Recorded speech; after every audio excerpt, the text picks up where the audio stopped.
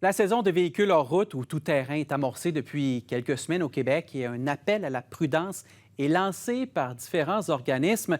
Philippe, on remarque qu'encore de nombreux jeunes sont blessés dans ce type d'activité.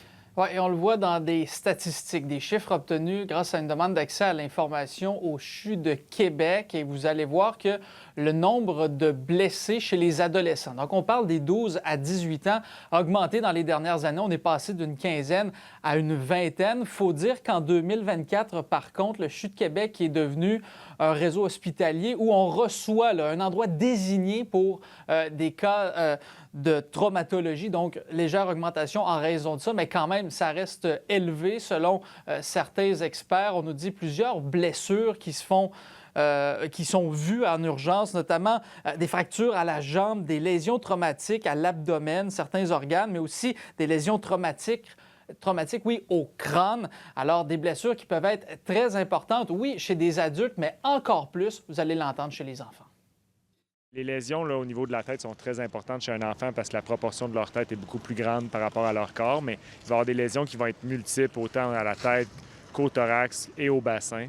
Donc, on peut voir un aréal de blessures vraiment sévères. Et pour éviter de se retrouver à l'hôpital, ça passe par la sensibilisation et la formation. Ouais, c'est l'un des chevals de bataille, notamment du ministère des Transports du Québec, qui veut particulièrement cibler les 16-17 ans, parce qu'il faut le savoir, avant ça, techniquement, c'est interdit de conduire un véhicule tout-terrain. Et vous l'avez dit, la formation, comme on a vu aujourd'hui.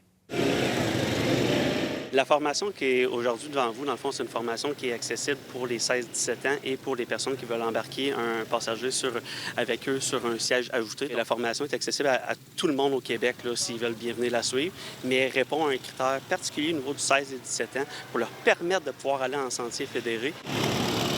Ça leur donne des techniques de base pour être capable de faire les bonnes manœuvres en sentier. Leur permet aussi d'aller chercher des aspects de loi parce qu'on parle d'équipements obligatoires, d'équipements fortement recommandés. Donc, avoir une bonne préparation aux sorties en quad pour donner la chance à ce qu'il arrive le moins d'incidents possible lorsqu'on utilise les véhicules en route. Lorsque vous allez arriver en sentier, vous allez vivre des pentes, vous allez arriver où est-ce qu'il y a de la signalisation. Est-ce que vous en voyez beaucoup des jeunes de 16-17 ans, justement, qui viennent ici et qui veulent faire ça dans les règles de l'art, finalement? Oui, quand même. Honnêtement, j'ai quand même, je dirais, le tiers de mes groupes, c'est souvent des 16-17 ans.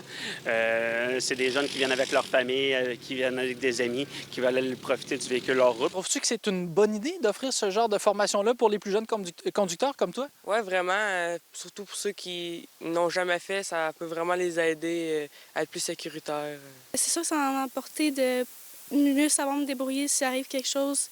Puis aussi, ça m'a fait prise conscience des risques qu'on peut avoir. La formation répond à des critères pour être capable de permettre aux utilisateurs d'aller en sentier, mais la sensibilisation, la prévention dans tous les domaines, c'est important. Ensuite de ça, ça permet des fois de corriger des mauvais plis au fil des années, mais c'est quelques heures bien investies pour être capable que tout le monde soit sur la même base puis s'assurer de connaître les 1001 trucs de la loi.